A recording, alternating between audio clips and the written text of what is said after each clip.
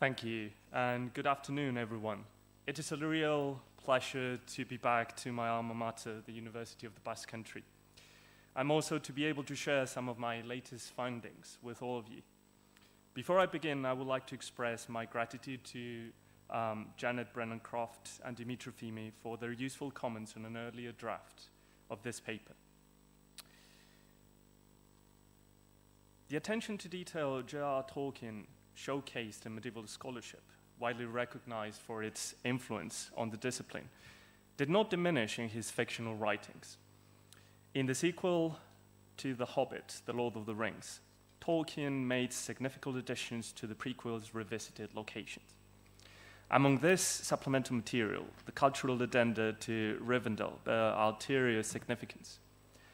If the fate of the expedition is, in part, determined in The Hobbit's Rivendell, it can be argued that the destruction of the ring and the fall of Sauron could not have occurred without Rivendell's assistance in The Lord of the Rings. This paper will prove this often overlooked fact while it charts the cultural evolution of Rivendell from the prequel to the sequel.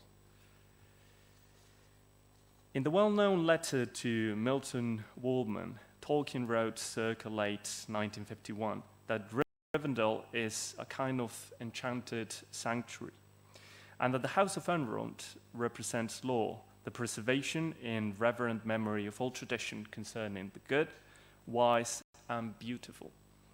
It is not a scene of action, but of reflection. Thus, it is a place visited on the way to all deeds or adventures.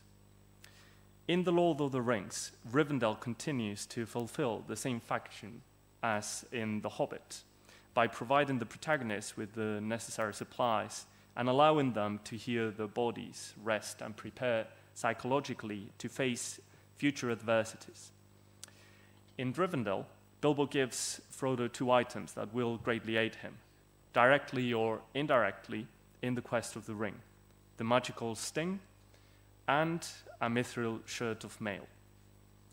However, the change in status that Rivendell undergoes from The Hobbit to The Lord of the Ring is motivated in part by its strengthened cultural value.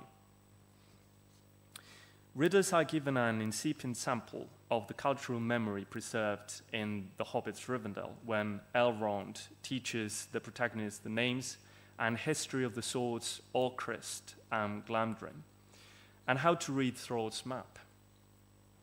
The adventure is after that point constrained by the spatial temporal dimension of finding the secret entrance to the Lonely Mountain before by the last sunrays of Durin's Day, whenever there is. This is only established after the cultural custodian of Rivendell, Elrond, uncovers and renders the Mamp's moon runes into common speech, which has both direct bearing on the meta-narrative and intra-story levels. Elrond advises Gandalf, Thorin, Bilbo, and the party of dwarves on what road to take and how to enter the Lonely Mountain. In The Lord of the Rings, the stored knowledge is suggested to be even greater, and counted tales are saved from being forgotten in Rivendell, as those Aragorn recalls about Gandalf. There are tales in Rivendell of greater deeds of his than any that I have seen, and Frodo is under the impression that in Rivendell there was a memory of ancient things, many of which have practical applications.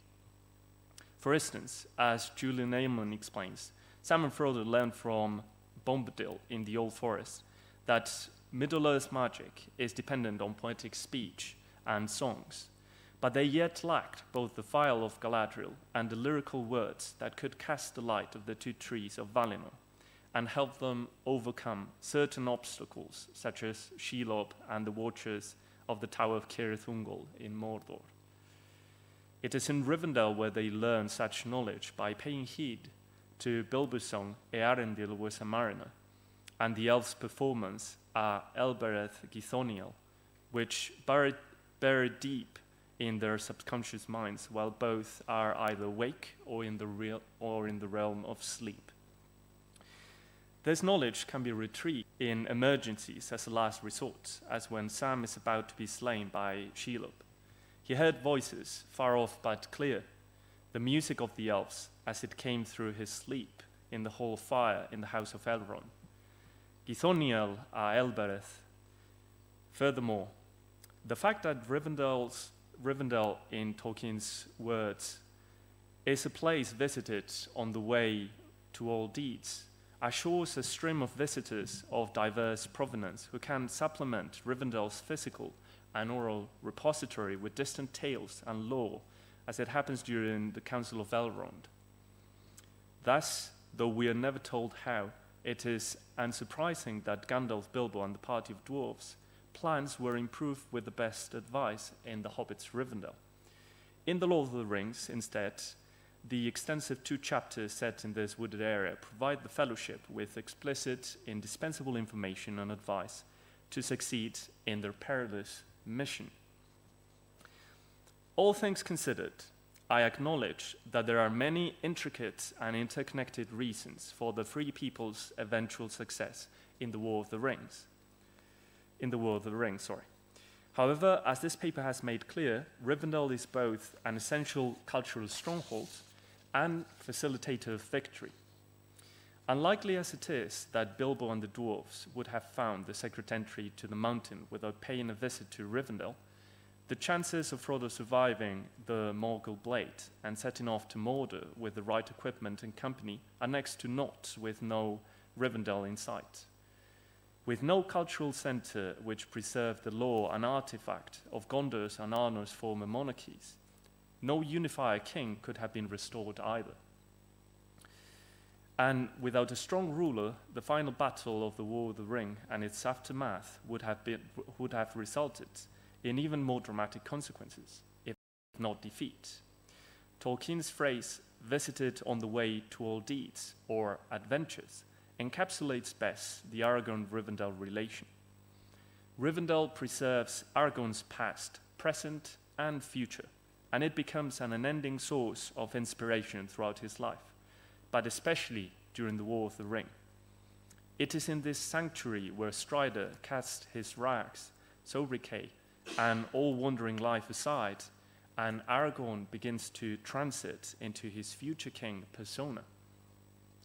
I hope that this incisive paper nudges other scholars to reconsider Rivendell's cultural relevance, as well as spark a debate and further research concerning Rivendell's centrality in this regard within the wider context of Tolkien's entire legendarium, not just his 2 best-known published works.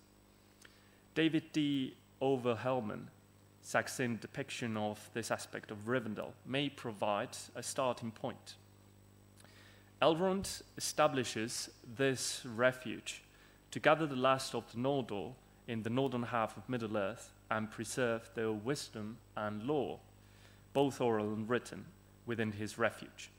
In the Hall of Fire, the ancient songs, tales, and other oral traditions of the First and Second Ages are replayed, but Imladris also holds a large cache of maps, books, and manuscripts the Noldor have managed to retain after the destruction of Beleriand and Eregion in the Second Age.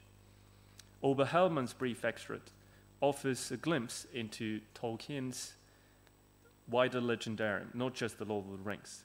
This or similar lines of inquiry that contextualize Rivendell's growing cultural value in the history of Middle-earth are worth pursuing. An expanded version of this paper has already been published, open access. It contains full bibliographical references and additional details.